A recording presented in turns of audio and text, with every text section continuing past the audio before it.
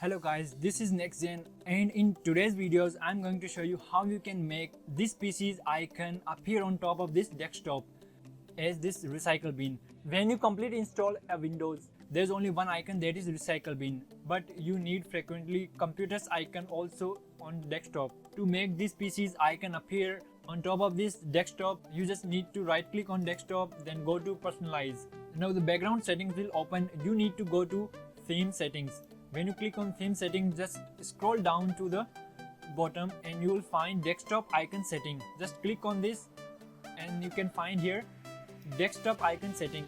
Now select the boxes that icons you want to appear on this desktop.